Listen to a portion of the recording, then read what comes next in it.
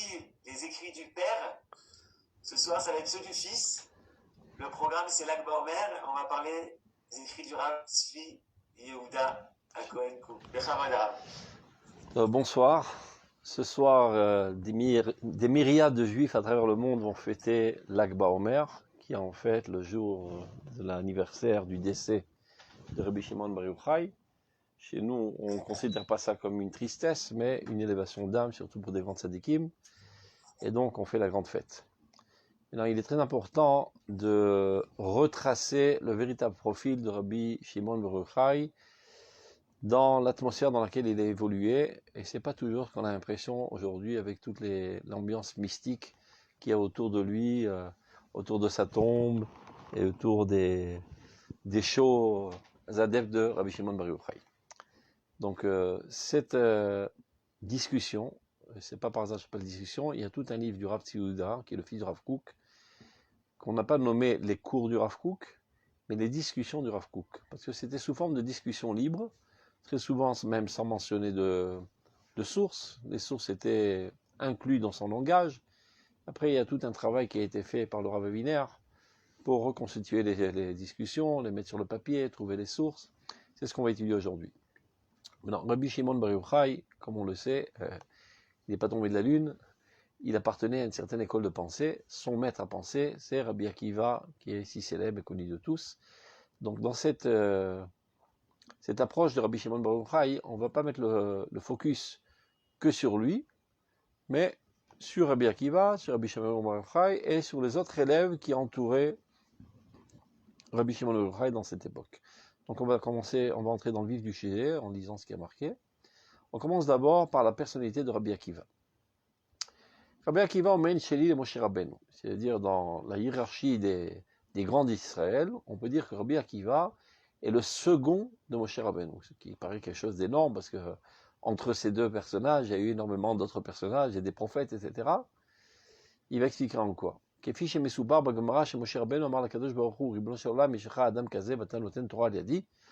Moshe Rabbeinu est monté au ciel, donc il a interpellé Dieu et dit, eh ben bon Dieu, s'il y a quelqu'un d'aussi grand que cela, comme Rabbi Akiva, et tu donnes la Torah par mon intermédiaire, donne-lui à lui, qui, à mon avis, est plus grand que moi. Donc finalement, Dieu l'a fait comprendre que chacun son rôle, lui il dévoile la Torah dévoilée, lui il dévoile la Torah cachée à l'intérieur. Mais quoi qu'il en soit, Chazal, Mosrim Lanu Idia, Marishad, Varim, Shalom, Idgalo, Moshe Rabbeinu, Idgalo, Rabbi Akiva, des choses extraordinaires qui n'ont pas été dévoilées à Rabbi Shimon, à Moshe Rabbeinu lui-même, par contre ont été dévoilées à Rabbi Akiva, qui se trouve bien plus loin dans l'histoire. Rabbi Akiva est l'ilmod Torah Begil Arbaim Shana. Comme on le sait, Rabbi Akiva n'a pas commencé ses études en classe de maternelle. C'était un berger inalphabète. Et ce n'est qu'à l'âge de 40 ans qu'il s'est mis à étudier. Il est allé en maternelle avec les gosses. Et malgré ce retard, il est arrivé à une dimension géante de la Torah, à tel point qu'il a eu 24 000 élèves et qu'il a remis sur pied toute la Torah orale. Un de ses élèves qui est assez mis en relief, c'est Rabbi Shimon Bar Yochai. Un autre qu'on connaît tous aussi, c'est Rabbi Meir. Vod Migdolat Tanaim Beotat Kufa et pas mal d'autres grands de cette époque. Rabbi Akiva, comme on le sait, Umassar Nafsho al Binan Torah b'Israël, a fait le don de sa vie pour reconstruire la Torah dans le peuple d'Israël, à tel point que finalement il en a été tué par les Romains qui avaient décrété de ne pas enseigner la Torah, et lui il a mis sa vie en péril pour le sauvetage de la Torah. Finalement il a été attrapé par les Romains et il a été tué. Rabbi Akiva Nishmato i etzem Torah Gdosha ve'alacha. Son âme de Rabbi Akiva est la Torah elle-même. Velachen, quand des fois on se pose la question à qui appartient ce dicton, on ne sait pas exactement à qui l'approprier, de manière la plus simple, on dit toujours Sta Mishnah al-Irba de Rabbi Akiva. Chaque Mishnah qu'on ne sait pas quel en est l'auteur, sans aucun doute qu'elle provient de Rabbi Akiva, d'autant plus que c'est lui qui a diffusé la Torah, remis la Torah sur pied, donc si ce n'est lui, c'est un de ses élèves. Mais non. Deuxième paragraphe, Noseh Kelav shel Bar Korba. Yachadim ze, Anak ze Torah adir shebadirim gamaya Noseh Kelav shel Bar Korba. On sait très bien que Rabbi Akiva, bien qu'il était le plus grand géant de l'époque en Torah, Le Rambam le définit comme le porte-arme de Bar Korba. Qui était ce Bar Korba? C'est celui qui a élevé l'étendard de la révolte contre les Romains. Et voilà c'est surprenant. Le plus grand rabbin de l'époque, la sommité rabbinique, la plus sainte, la plus grande, devient le porte-arme de Rabbi Akiva, comme si qu'il allait derrière lui, il attrapait son bouclier et sa lance. Donc on peut comprendre cela au pied de la lettre, que en effet il était avec lui dans les combats et il lui attrapait son bouclier et sa lance, mais on peut aussi comprendre ça de manière métaphorique, ça veut dire que c'était son support idéologique. Rabbi Akiva luttait à élever l'étendard de la révolte contre les Romains. C'était pas évident que tout le monde approuve sa démarche. Il eût fallu qu'il y ait derrière lui un géant de la Torah qui dise que c'est le bon chemin à prendre. Comme le dit le Rambam, vous kara Bar Korba der Kochav Yaakov, le sacré passou qui dit Darar Kochav Yaakov concernant le Messie. Le Rambam disait que ceci est totalement approprié. Rabbi Akiva disait cela à propos de Bar Korba.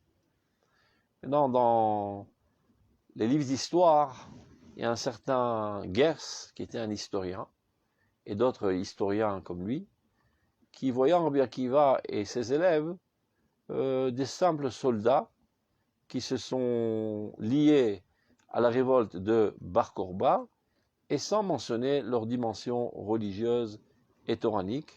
Évidemment que c'est un mensonge de l'histoire, ce n'était pas comme ça, c'était des grands de la Torah. Donc comment je vais remettre la page à sa place? 2 secondes, j'ai perdu le truc, voilà. Donc ils les ont considérés comme des gens qui sont joints à la révolte nationale laïque contre les Romains, mais pas fondée sur un appui toranique. Donc cette approche, évidemment, est une falsification de l'histoire.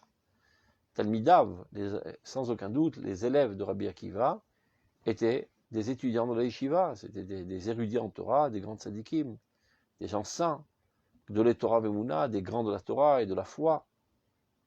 Ça, c'est une extrême de la description falsifiée des élèves de Rabbi Akiva qui contribuaient au combat. Il y a un autre extrême, Rabbi Yitzhak Isaac Halevi, Bisifro Dorot Rishonim, שמתאר את רבי עקיבא כמוסר נפשו נגד גזירות הגויים על לימוד תורה, il décrit Rabbi Akiva comme celui qui a donné sa vie contre les décrets romains pour l'enseignement de la Torah, mais sans aucune liaison avec l'éveil national de l'époque, comme si que c'était passé à côté de lui, il n'y avait pas du tout contribué. Gami Benegoud et Rambam, évidemment cette approche va totalement en contradiction avec ce que écrit le Rambam, que Rabbi Akiva ya nosé kelav shel Bar Korba. C'était le porte-arme de Bar Korba, c'est-à-dire le supporter idéologique. C'était lui qui le motivait, l'enthousiasmait, lui donnait une légitimité devant les autres rabbins. Donc ces deux approches pseudo-historiques sont des mensonges de l'histoire. Ni d'un côté, les élèves de Rabbi Akiva n'étaient des simples combattants laïcs pour une révolte totalement profane, ni on avait affaire à des érudits en Torah, eux et leur rabbin Rabbi Akiva, totalement déconnectés de l'effort national. La vérité était que c'était des grands géants de la Torah, et avec cela, ce sont eux qui ont combattu côte à côte avec les soldats de Bar Korba. Et la Dafka Mitor Gadluto Batora. Eh bien au contraire. Pourquoi les gens ont tendance à dire ça? Parce qu'ils ont un frein psychologique à voir comment l'approche toranique peut être complémentaire à l'approche militaire. Alors que si on scrute un petit peu la Bible, tous les plus grands de la Bible, comme Abraham, Yitzhak, Yaakov, Moshe, Yehoshua et David, qui étaient tous des gens très très grands, très saints, même des prophètes, et bien parallèlement à cela, on menait des guerres féroces. Donc ils étaient au niveau de Kodesh Kodashim, Nimshecha Karat Akdusha Shelomit, donc Dafka, parce qu'ils étaient profondément ancrés dans la Torah, ils ont compris la sainteté qu'il y avait dans le nationalisme d'Israël. Et donc Rabbi Akiva, lui et ses élèves, se sont joints et ont contribué à cette révolte qui était à la tête de qui se trouvait Bar Korba. Maintenant, essayons d'analyser un petit peu la personnalité de ce sacré Bar Korba. Bar Korba est nobolet betzidkuto beruchniyuto. On ne peut pas dire que c'était sont très essentiels dans sa personnalité, la religiosité et la spiritualité. C'était quelqu'un avec beaucoup de dévouement pour le peuple d'Israël, on peut dire un peu plus ou moins religieux, mais on ne peut pas dire que c'était le centre d'intérêt de sa vie, la tzidkout et la spiritualité. Et c'est la raison pour laquelle, à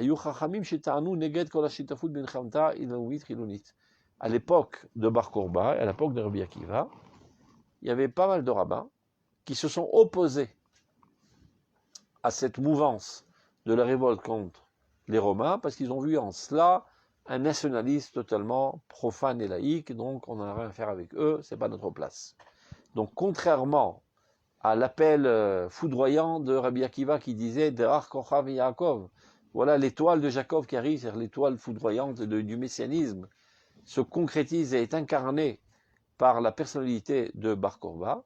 Eh bien, il y avait d'autres rabbins, comme par exemple Rabbi Yochanan ben Turta, qui une fois a dit la chose suivante, Akiva, Ya'alu asavim belechayach va'adain ben David loba. Sacré Akiva, avec un petit peu de dédain, de mépris, il n'a même pas appelé Rabbi Akiva, eh bien sache que pousseront sur tes joues des herbes, et le Mashiach, c'est-à-dire le descendant de David, ne viendra pas encore. Pour dire en quelque sorte, tu seras mort et enterré sous tombe, et il y aura des pousses sur ton corps, et le Mashiach ne sera pas encore venu, donc n'essaye pas de nous embobiner avec ton histoire. Bar Korba n'a aucun rapport avec le messianisme.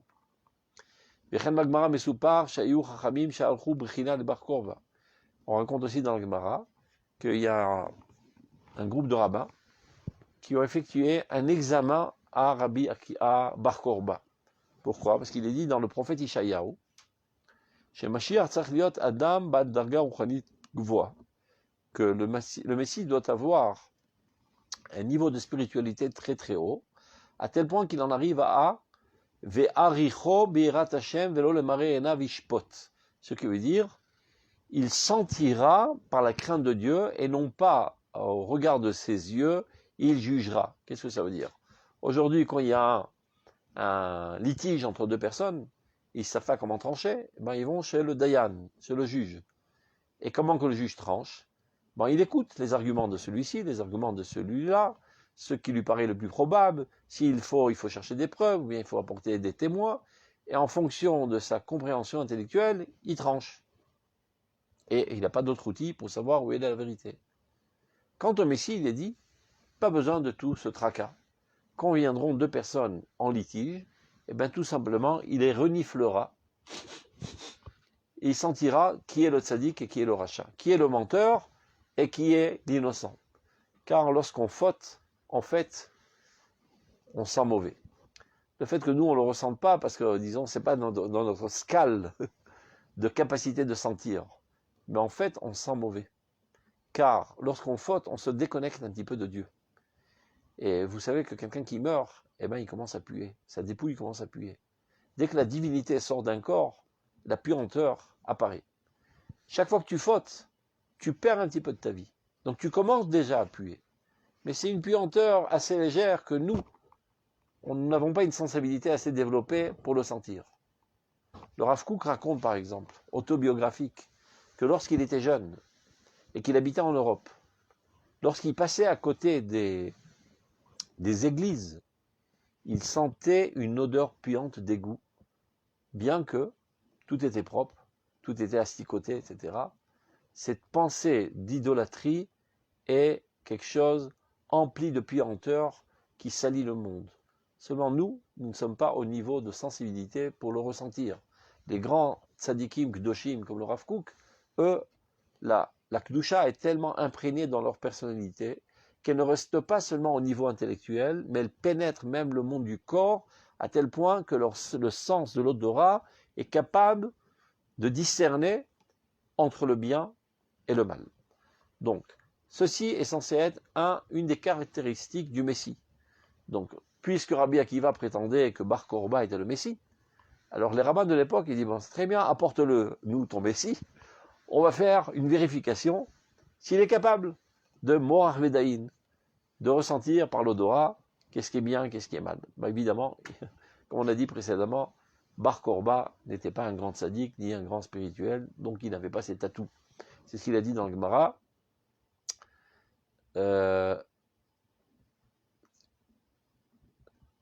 Au Bar Korba, le Hamad de Prinazot. Évidemment, il n'a pas réussi cet examen.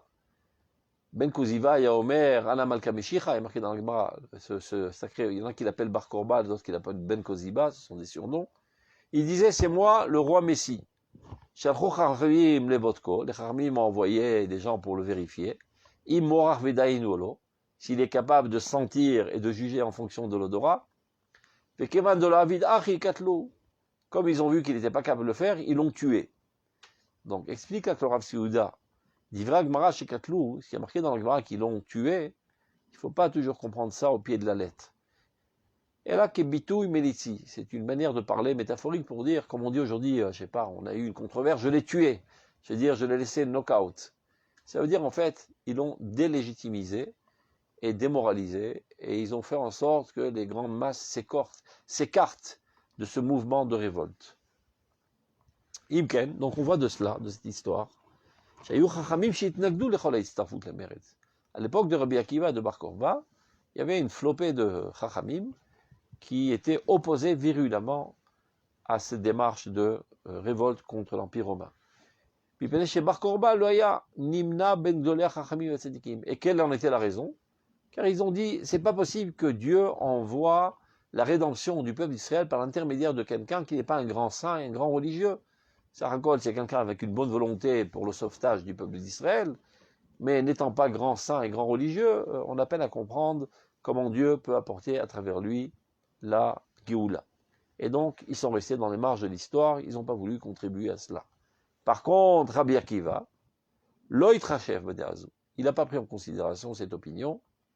Ce qu'il a vu, c'est le courage et le dévouement extraordinaire de Bar Korba, et en fonction de ça, il a tranché que c'était lui qui devait amener la rédemption au peuple d'Israël. Il y a marqué dans le Midrash, qu'est-ce qu'il a vu?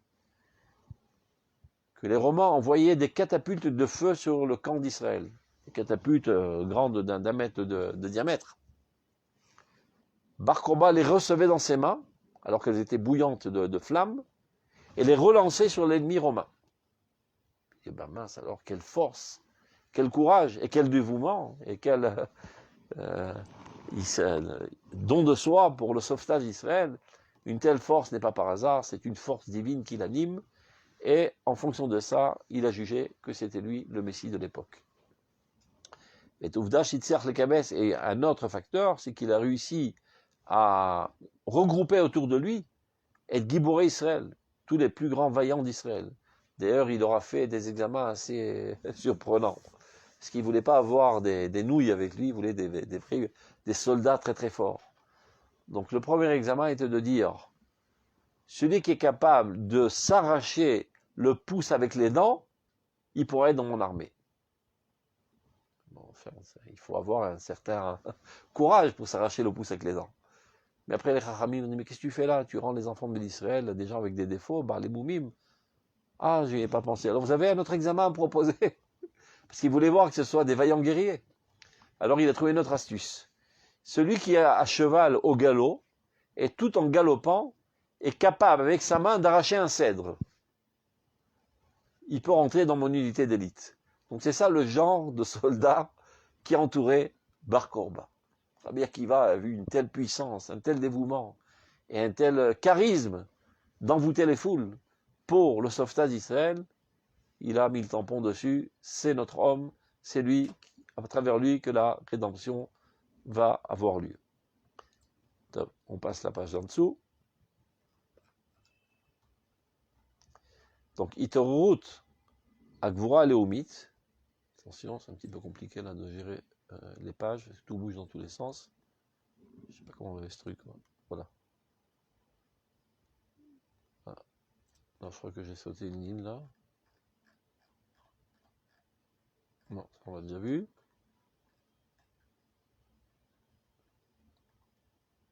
Non, j'ai sauté quelque chose, mince. C'est un petit peu compliqué à manier ce truc-là. Quelle page on était? La page 1. Donc il faut passer à la page 2.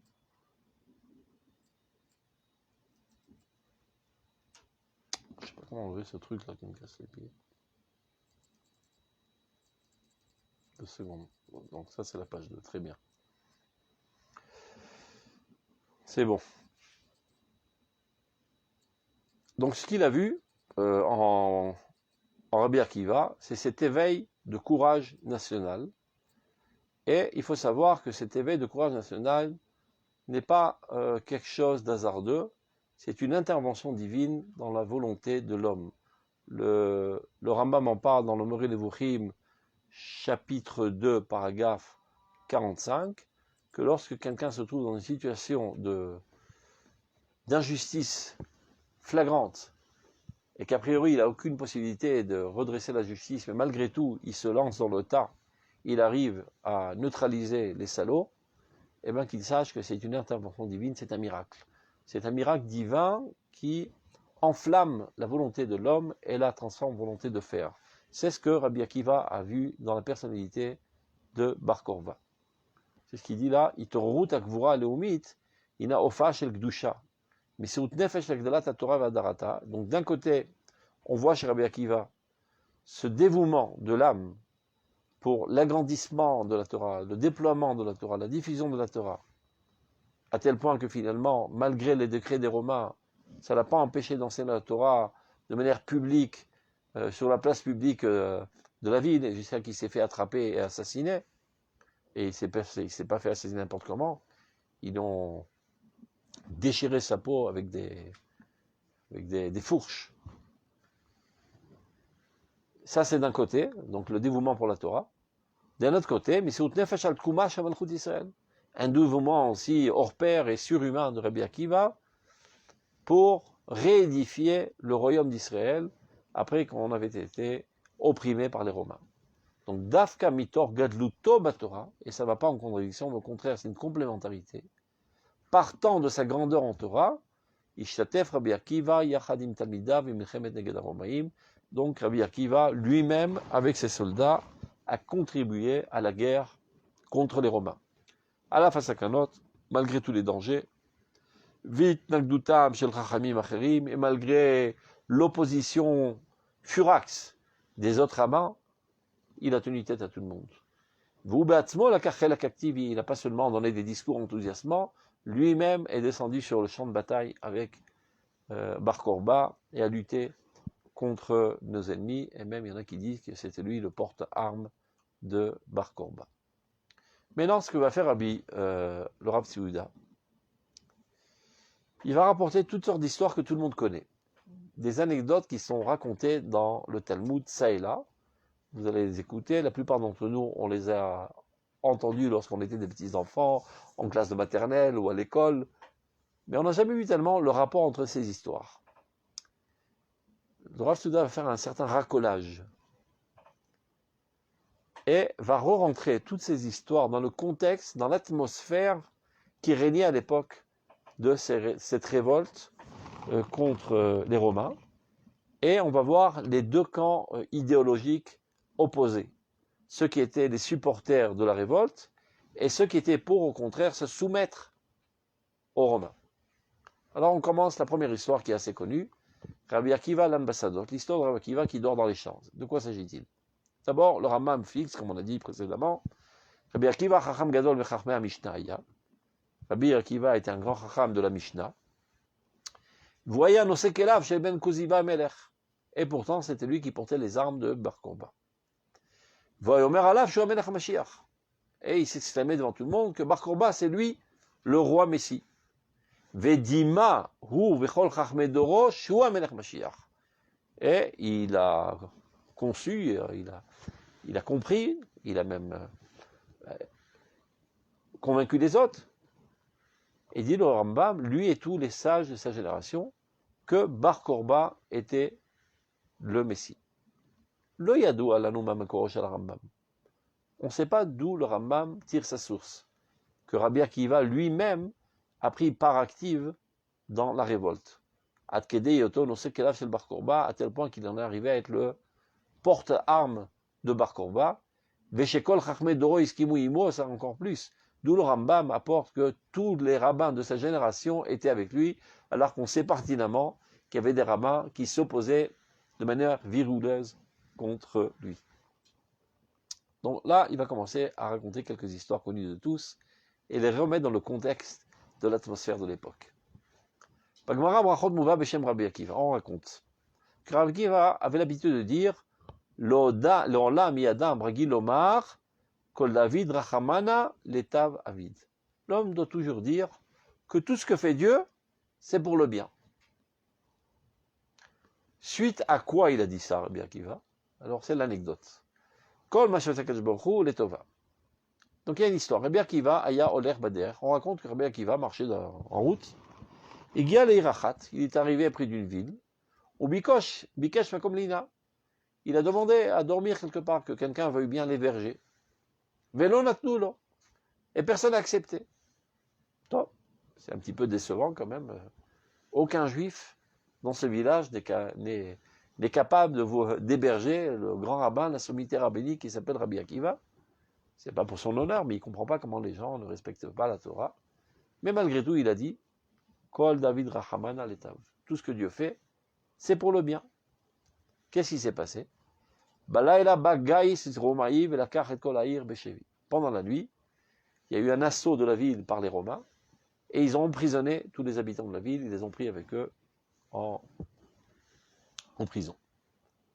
Amar lahem, alors Rabbi Akiva leur a dit Lo amarti lachem, je vous avais pas dit Kolma à Kol etova, que tout ce que Dieu fait c'est pour le bien. Ben tu vois bien, s'il m'avait hébergé maintenant, et ben moi aussi j'aurais été emprisonné par les Romains. Donc c'est pas par hasard que Dieu a fait en sorte qu'ils n'ont pas voulu m'héberger. L'Ichora, dit le Rav Souda, a priori, cette histoire est très bizarre. Il n'a rien à faire dans les nuits que de vadrouiller et de chercher où dormir. Il n'a pas de maison, Rabbi Akiva, mais qu'est-ce qu'il fout là-bas? Et comment on peut comprendre comment on peut comprendre que des juifs ont refusé à un pauvre juif de l'héberger pendant la nuit et de le laisser aller dormir dans la forêt avec les lions, les loups et les brigands? Un minimum de pitié envers lui. Et à plus forte raison, un si grand Talmid Chacham. Imaginez, je sais pas, le plus grand rabbin d'Israël, il débarque, je peux dormir chez toi? Non, fous le camp, je veux pas. On a de peine à comprendre cette réaction. Mais une autre chose qui paraît bizarre dans l'histoire. On a comme l'impression dans le début de l'histoire qu'il marchait tout seul dans la rue, dans la route. À Valbassof, à la fin de l'histoire, on voit interpeller d'autres personnes et leur dire je vous ai pas dit que tout était pour le bien. Donc il n'était pas seul, il y avait d'autres personnes avec lui. Donc décide, il était seul ou il était accompagné lorsqu'il est allé dormir dans la forêt. Qui sont ces gens-là qui se trouvent avec Rabbi Akiva? Et là, chez Rabbi Akiva, de quoi s'agit-il? Rabbi Akiva et ses élèves qui étaient enrôlés dans l'armée de Bar Kokhba étaient dans une opération militaire. La reine Keshem Khipsou va comme la lune, Shalach Rabbi Akiva et Talmidav la lune Basade. Rabbi Akiva a envoyé ses élèves qui étaient jeunes et vigoureux aller dormir dans la forêt, mais lui qui était déjà une personne assez âgée, donc a cherché un minimum de confort, qu'il ait un toit et où mettre sa tête. Donc il a espéré trouver un hébergement dans le village juif d'à côté. On prend à gauche, là, je ne sais pas comment on tourne la page encore une fois. Voilà.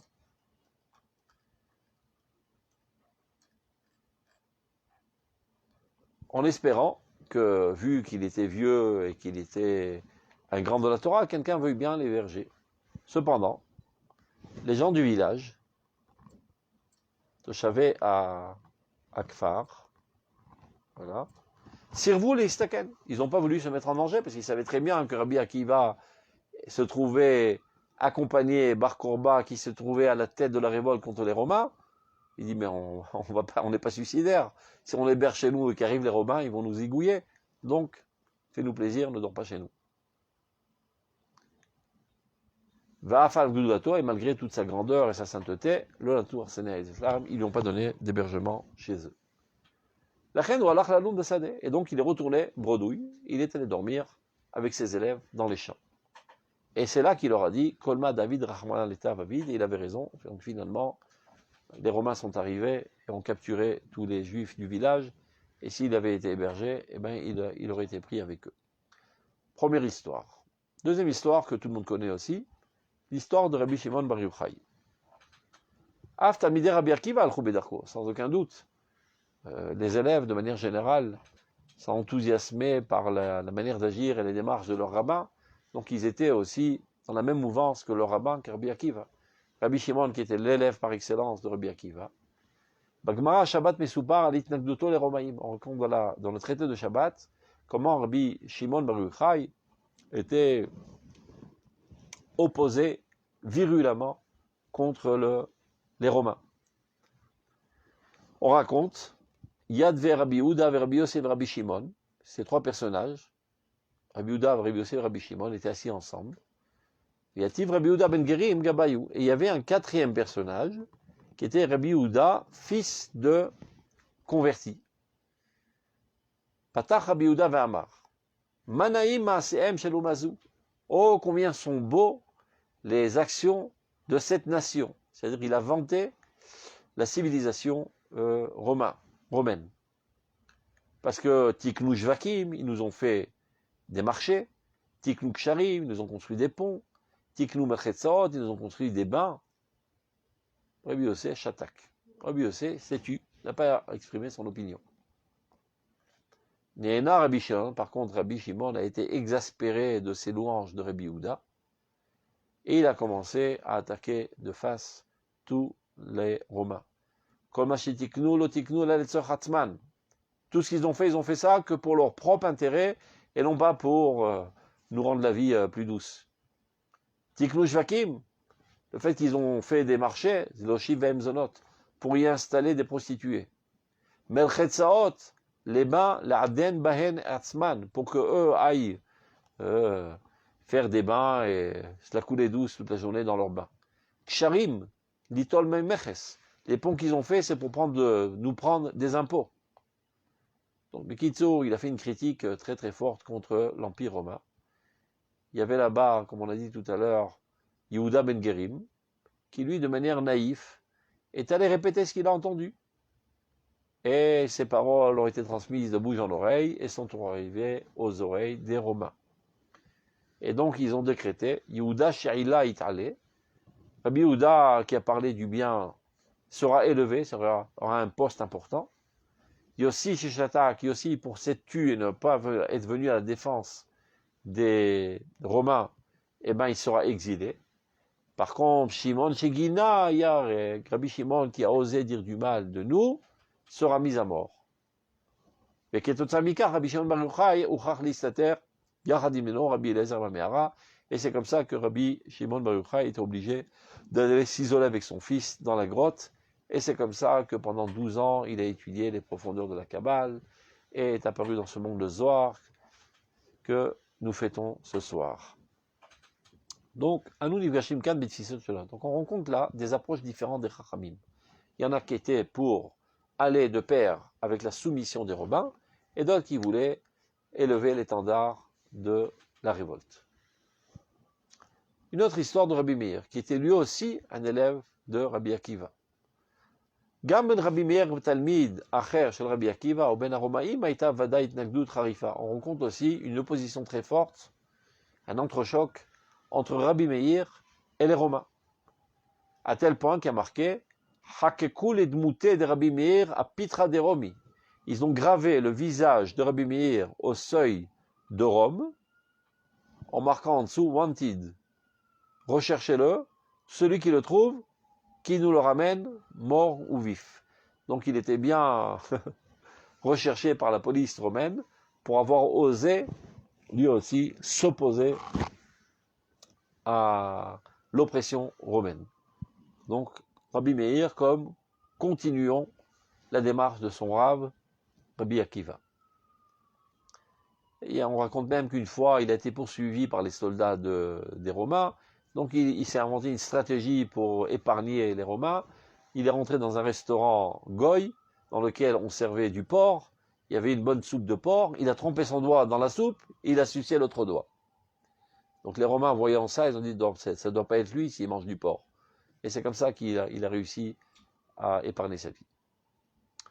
Une autre histoire. Rabbi Hanina ben Teradion. Rabbi Hanina ben Teradion, Gisso shel Rabbi Meir, était le beau-frère de Rabbi Meir. Ça reste dans la famille, la même ambiance. Donc il appartenait au groupe de Rabbi Akiva des révoltés contre l'Empire romain. Maintenant on voit que un ami de Rabbi Hanina ben Teradion, qui s'appelait Rabbi Yossi ben Kisma, est tombé malade. Alors Rabbi Hanina ben Teradion l'évacro, il est allé lui rendre visite. Alors le malade, Rabbi Hanina ben Kisma, s'adresse à Rabbi Hanina ben Teradion qui vient lui rendre visite. Il lui dit, Hanina Achi, mon cher frère Hanina, est-ce que tu ne sais pas que cette nation, c'est-à-dire les Romains, a été, on va dire, couronnée par Dieu pour nous opprimer? Chez Rivu et Beto, ce sont eux qui ont détruit le Beth Amikdash. Vesarfou et Techalo, ils ont mis la flamme dans tout le Beth Amikdash. Ve'argou et Chassidav, et après ils ont assassiné tous les Chassidim du peuple d'Israël. Ve'avdat Tovav, et les meilleurs d'entre nous ont été tués. Ve'adain Nikayemet, et tu vois bien qu'elle continue de persister, ça prouve bien que ce n'est pas le fruit du hasard, mais que c'est la volonté de Dieu. Et malgré tout cela, Ani Shamati Alecha Shata Yoshev Osek Batorah, alors que les Romains ont décrété de ne pas enseigner la Torah, et j'ai entendu dire que tu continues d'étudier la Torah, et en plus pas seulement de manière cachée, tu fais ça sur la place publique, tu réunis des gens, et en fait tu fais fi des décrets des Romains. Tov. Donc on voit là l'approche de Rabbi Kisma, qui lui était pour la soumission aux Romains, et Rabbi Teradion, qui était le beau-frère de Rabbi Meir, qui était contre. Qu'est-ce qui s'est passé? Et il lui a dit, Gam, non seulement tu étudies, Makil Kilot Barabim, tu fais des grandes réunions sur les places publiques en enseignant la Torah, en faisant fi de leurs décrets. 2 secondes. Okay. Mais Sefer Torah, Mounach Lecha Bechekera, en plus, tu n'essaies même pas de camoufler, tu attrapes le Sefer Torah dans tes mains. Il lui a répondu, Rabbi Hanina ben Teradion, Mina Shamayim Irachmu, que les cieux aient miséricorde de moi. Amarlo, Ani Omer Lecha Dvarim Shel Tam, Vata Omer Li Mina Shamayim Irachmu.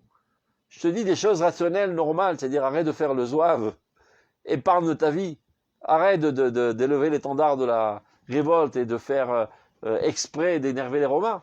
Et toi, tu racontes des phrases mystiques, que Dieu ait pitié de nous. Ça ne m'étonnerait pas qu'un beau jour, il te brûlerait avec le Sefer Torah dans tes bras. Donc on voit qu'il a là une approche virulente contre le comportement de Rabbi Hanina ben Teradion. Et Bémet, le Hayou Yamim Moatim, après quelques jours, Niftar Rabbi Yossa ben Kisma. Le malade est mort, Rabbi Yossa ben Kisma, qui a critiqué virulemment Rabbi Hanina ben Teradion. Valchou kol gdolei Rumi le Kovro. Les plus grands de Rome sont venus à son enterrement, et Veispiduhu Esped Gadol, ils ont fait des oraisons funèbres. Parce qu'ils l'ont énormément apprécié, évidemment, parce que c'était quelqu'un qui allait de pair avec eux.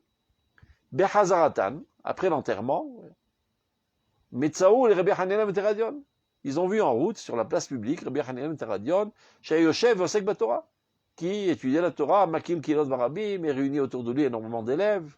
Vesefer Torah Mounach Lo Becheko, et en plus avec un Sefer Torah dans les mains, ça veut dire je m'en fous des Romains. Et Viu Vekirchou Vesefer Torah. Ils l'ont enveloppé du Sefer Torah, ils ont déroulé le rouleau du Sefer Torah, et ils ont entouré son corps, alors qu'il était encore vivant. Vekifu Vechavlez Morot, ils ont mis autour de lui des bûches, comme on fait aujourd'hui à l'Akbar Omer. Vetzitu Ben et Or, ils l'ont brûlé vif. Et pour faire encore plus souffrir, et Vius Fogim Shel Tsemer, Veshiraum Bamaim Venichum Alibo. Ils ont pris des éponges, ils les ont trempées dans l'eau, et ils les ont mis sur son cœur, pour qu'il ne meure pas trop vite, et qu'il continue de souffrir jusqu'à la dernière seconde. Rabbi Hanina ben Teradion, alar bedarko shel Rabbi Akiva v'talmidav. Donc on rencontre encore une fois la même approche. Rabbi Hanina ben Teradion, qui était le beau-frère de Rabbi Meir, qui était l'élève de Rabbi Shimon, eh ben lui aussi était dans la même mouvance de révolte contre l'Empire romain. L'Oumat Rabbi Yosef ben Kisma, contrairement à Rabbi Yosef ben Kisma, Shistayeg, qui lui était contre cette guerre contre les Romains. Et ceci est le fondement de leur controverse virulente qu'on vient de voir précédemment. Le fait qu'il y avait des controverses virulentes n'a pas changé l'opinion de Rabbi Akiva et de ses élèves, que l'éveil national et la guerre d'indépendance est quelque chose de sain. Et là, de là, on comprend l'approche des Romains envers Rabbi Yossi ben Kisma qui sont venus à son enterrement avec beaucoup d'honneur. Et par contre, Rabbi Teradion, ils l'ont brûlé vif. Une autre histoire qui est connue de tous aussi, Rabbi Pinchas ben Yair. Rabbi Pinchas ben Yair aya nirbad, était quelqu'un de très honorable, Neherat et Nikdash et Chazal, et admiré et sanctifié par les Chachamim de son époque. On ne compte pas tellement de dictons d'Alacha de sa bouche. Par contre, énormément de des choses qu'il a dit dans sa vie apparaissent dans le livre du Zohar, qui a été écrit par Rabbi Shimon, donc qui était de la même école. Gam Sefer Mesilat Yesharim, Mesudar al pi Abraita Mefunsemet. Le Sefer Mesilat Yesharim, qu'on le sait, il est construit sur le dicton de Rabbi Pinchas ben Yair. Donc on comprend du traité de Shabbat qu'il était en fait le gendre de Rabbi Shimon bar Yochai. Par contre, dans le Zohar, il s'avère qu'il était au contraire le beau-père, c'est-à-dire le père de sa femme, de Rabbi Shimon bar Yochai. Peu importe, en tout cas, il appartenait à la famille, c'était un proche de Rabbi Shimon bar Yochai. On raconte, dans le Sechet Trulin, Shoya Asuk Bepidyon Shvuim. Il s'occupait d'aller délivrer les prisonniers, c'est-à-dire récolter des fonds pour aller délivrer les prisonniers. Donc, Ubeatzmo lo lacham befoal. Lui ne s'est pas enrôlé dans l'armée de Bar Kokhba. Il n'a pas fait la guerre de fait. Aval ahav et lochamim. Il a beaucoup aimé les soldats. Tamar behem, il les a soutenus. Tametz lakel alem et tzivlam. Il s'est efforcé d'adoucir leur douleur. Ça nous rappelle un petit peu Ariel Levin dans notre époque, qui était très proche du Rav Seuda et très proche du Rav Kook, qui est devenu en fait le rabbin des prisonniers britanniques. C'est-à-dire les Juifs qui avaient élevé l'étendard de la révolte contre l'Empire britannique en Eretz Israël étaient foutus en tôle et parfois pendus même. Et Reb Ariel Levin allait tous les jours les réconforter. Donc on revoit le même personnage 2000 ans avant qui réapparaît dans notre époque. Rabbi Pinchas ben Yair, Avakaz et l'Epidyon Shvuim, on raconte dans la Gemara qu'il était en route pour aller délivrer des prisonniers. Pagabe Beginaïna, et sur sa route se tenait un fleuve qui s'appelait Ginaï. Amar le Ginaï, chlok li memecha. Sacré Ginaï, ouvre-moi tes eaux pour que je puisse passer. Et voilà que le fleuve lui répond. Ata olech lasot retzon koncha. Tu vas aller accomplir la volonté de ton maître, c'est-à-dire Kadosh Baruch Hu. Vani olech lasot retzon koni. Et moi aussi, je fais la volonté de Dieu en coulant. Ata ça fait kosé, ça fait geta osé. Toi maintenant qui vas pour délivrer les prisonniers, peut-être que tu vas réussir, peut-être que tu vas pas réussir. Anivada osé. Mais moi par contre, quand je coule maintenant, assurément, j'applique la volonté de Dieu. Donc, je m'ouvre pas pour toi. Parce que moi c'est sûr, et toi c'est safek. Alors c'est là un petit peu exaspéré, il lui a dit, Imata lo cholek, im iata cholek, gozreni alecha shelo yavu becha maim l'olam. Je décréterai que l'eau ne passera plus par toi. Top, t'énerve pas, chalakle, il a ouvert le fleuve. Aval lo rak le Rabbi Pinchas ben Yair nikra anar, la gam le yod yehudi. Il y avait avec Rabbi Pinchas ben Yair, parce que probablement pour aller délivrer des prisonniers, il ne fallait pas être tout seul, il était accompagné, il avait un autre juif. Alors il a dit au fleuve, ouvre-toi aussi pour lui. Peut-être il est venu, peut-être quelques minutes après. Et après il y avait aussi un accompagnateur qui n'était pas juif, qui était Socher Aravi, un commerçant arabe de l'époque. Il a dit, ouvre aussi pour lui, et il a aussi ouvert. Donc on voit qu'on a affaire à quelqu'un de très saint, qui est capable de faire des miracles, et que même la nature tremble devant lui. Anar nechlak begzerato shel l'orak shel Rabbi Meir, donc non seulement pour lui, qui était un grand sadique, mais aussi pour ses accompagnateurs. Et après, il arrive dans une auberge, sur sa route. Natnour ochel chamo, ils ont donné à manger à son âne. Vessirev. Et voilà que l'âne n'a pas voulu manger. Nikou assez horrible, donc ils ont dit peut-être il est un petit peu douillé cet âne. On a nettoyé un petit peu la nourriture, on enlevait les pierres et toutes les épines. Et on a tamisé même. Au Becholzot Sirev. Et malgré tout, l'âne n'a pas voulu manger. Ad shegilou shem tevel. Ils ont compris que la nourriture qu'on avait mis devant lui était tevel. On n'avait pas prélevé la dîme.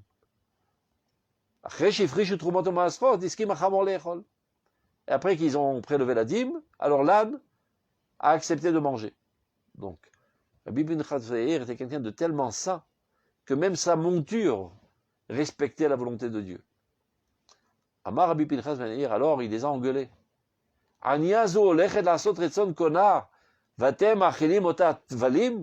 Cette pauvre bête marche avec moi pour appliquer la volonté de Dieu et vous essayez de la faire fauter, de la faire manger du tevel.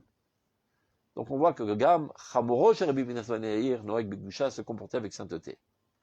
Kol Chelkei Ha'am, quand on a affaire à quelqu'un de très saint, alors tous les partis du peuple et tout ce qui les entoure s'embaument de la sainteté. Même les aspects les plus matériels, les plus ânes, s'élèvent autour de la centralité d'un grand sadique qui comprend la sainteté du nationalisme d'Israël et qui vient réconforter les soldats qui étaient emprisonnés et essayer de les libérer.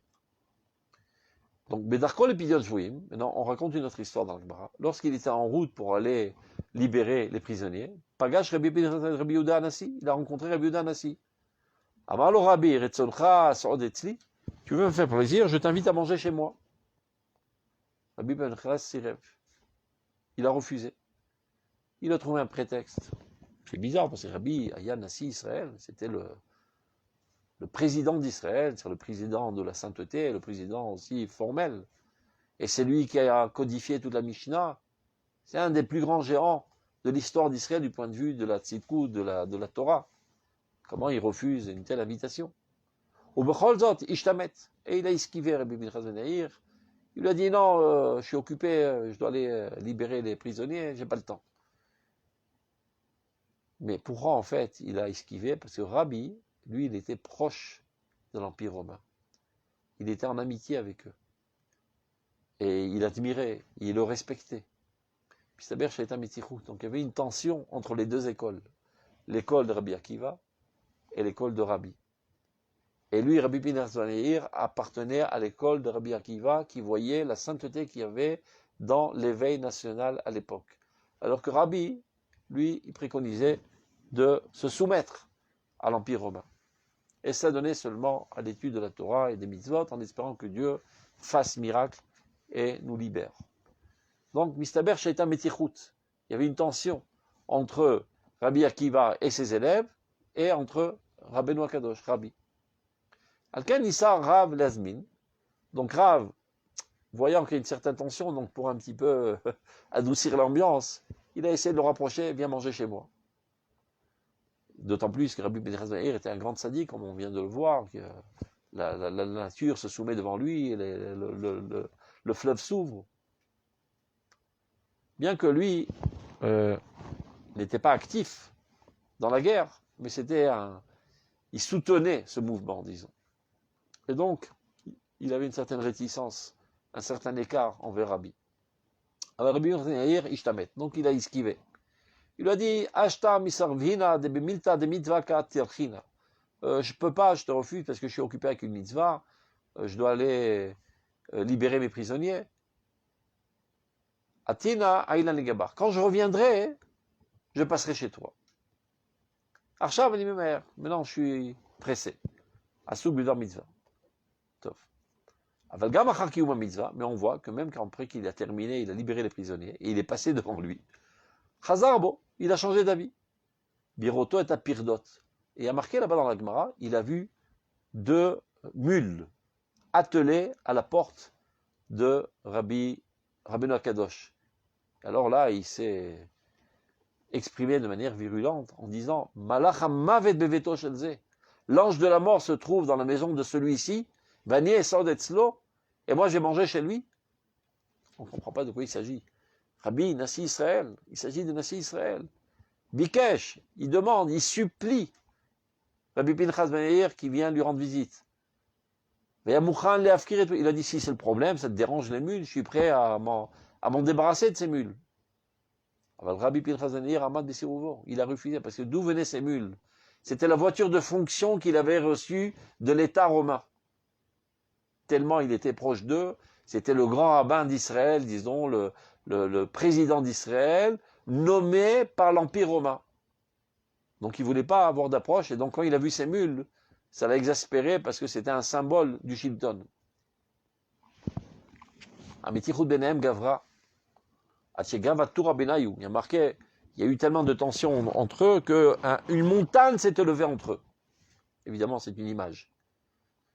Mais sauf Bacharav, finalement, on voit dans la Gemara que Rabbi, il a pleuré.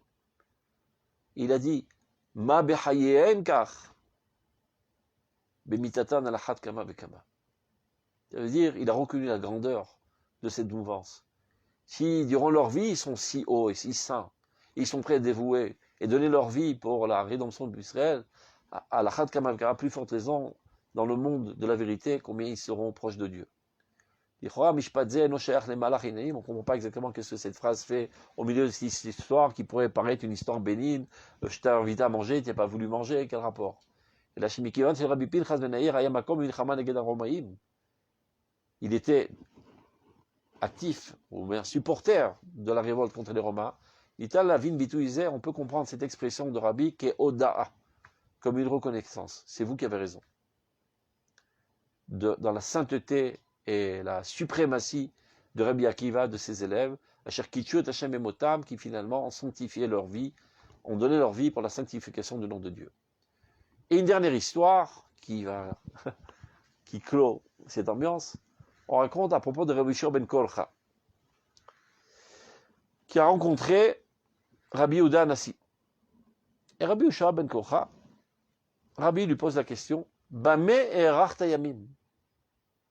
Qu'est-ce qui fait que tu as vécu si longtemps? Il voit, le bonhomme, il a presque 100 ans, il est encore sur ses pieds, tu as une longue vie. Donc il a voulu poser la question, a priori, quel est le mérite qui a fait que tu as vécu si longtemps? Et là, on voit une réponse totalement inattendue de Rabbi Yehoshua ben Korcha. Il lui dit, Katzta bechayai, ce qu'on pourrait dire de manière un petit peu grossière, t'en as ras le bol de ma vie?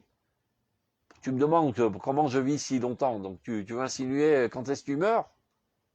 Bon, il s'est excusé, Rabbi, il a vu qu'il a été vexé, il a dit non, excusez-moi, c'était pas du tout mon intention, je sais pas pourquoi tu t'énerves. Non, Stam, Torah, il veut le mois d'Anit Sarir, c'est juste une Torah, je veux savoir, je veux essayer de comprendre quels sont les mérites qui amènent à la longitude de la vie. Et on voit qu'il y a d'autres chachamim auxquels on a posé cette question, ils n'ont jamais réagi de manière si virulente et ils n'ont pas été vexés d'une telle question. Mais alors, ils ont répondu d'une manière très silencieuse. Rashi Masbir, Rashi nous explique. Chez Rabbi Yehoshua ben Korcha ou Beno shel Rabbi Akiva. C'est qui ce sacré Rabbi Yehoshua ben Korcha? C'est le fils de Rabbi Akiva. Alors pourquoi ils l'ont appelé Ben Korcha? Car Rabbi Akiva Yamechoune Kireach, on l'appelait le chauve, ou bien Korach, qui s'est révolté. Kireach ou Korach, comme tu veux. Rabbi Yehoshua Ben Korcha, c'est un surnom qu'on a donné à Rabbi Akiva, Kireach, le chauve, avec mépris et dédain. Parce que il a osé contribuer à l'effort national de l'époque, à la révolte contre les Romains, et s'allier avec Bar Korba, qui n'était pas un grand saint ni un grand religieux. Donc il y avait une critique des Rachamim de son époque envers lui, donc ils l'ont un petit peu méprisé. Et donc lorsque il a posé la question à Rabbi Yehoshua ben Korcha, comment se fait-il que tu as vécu si longtemps, il a perçu ça comme une flèche qu'il lui envoyait. Et c'est pour ça qu'il lui a répondu, t'en auras le bol de ma vie. Imken efshar lehavin, donc dit le Rav Souda, on peut comprendre. Chez les Or kol hametichut, suite à la tension qu'il y avait entre ces deux écoles, Rabbi Akiva, qui lui a lutté contre les Romains, ou Ben Rabbi Shaya Mekurav l'Antininus, qui est Saromi. Et par contre, Rabbi qui lui était proche de Antininus le César de Rome. Néé Katz, il s'est senti attaqué, piqué. Venivga, il s'est vexé, Rabbi Shua ben Korcha, à l'aider chez Elazou par cette question. Chez Iskira Lohava, ça lui rappelait les tensions de la génération précédente et que finalement son père est mort dans cette démarche. Masrou à vivre Rabbi Akiva avec Telmida avec Nafsham al Kiddush Hashem. Rabbi Akiva et ses élèves ont donné leur vie pour la sanctification du nom de Dieu et ils se sont mis en danger, ils sont mis sur le dos les critiques violentes des autres rabbins. Donc il a pris ça de manière très affligeante. Mais on termine par ça, dit le Rav Souda, il faut comprendre plus profondément quelle était la question et quelle était la réponse. Ces 5 dernières lignes, on nous les expliquait. Rabbi Kaven Lishol, quand il lui a dit Bamer Artayamim, comment as-tu vécu si longtemps? Ketzad Erich Yamim, Lamrot Shitatam Vitzvisat Olamam. Comment il y a eu une continuité et une longitude malgré votre approche erronée à mes yeux, du fait d'avoir contribué à l'effort d'une armée laïque et profane, en élevant l'étendard de la révolte contre l'armée romaine, alors que se tenait à la tête pas un saint d'Israël, donc on ne peut pas envisager que la Géoula apparaisse par l'intermédiaire de quelqu'un de laïque et de profane. Sherata Beitorut Akvura Leomit Chiloniut. Ils ont perçu ça, Rabbi et son école de pensée, que l'éveil national, c'est quelque chose de laïque. Il y a un Shebekdusha. Et vous considérez cela comme quelque chose de saint, et c'est ça ce qui vous a amené à contribuer. Torah il est le mode Venitzari, je veux comprendre. Explique-moi comment c'est possible. Comment on peut composer avec une religiosité, avec une pureté, et partager le même effort avec des gens laïcs. Torah il est le mode Venitzari. Il a répondu. Il a répondu, tu sais comment j'ai vécu longtemps?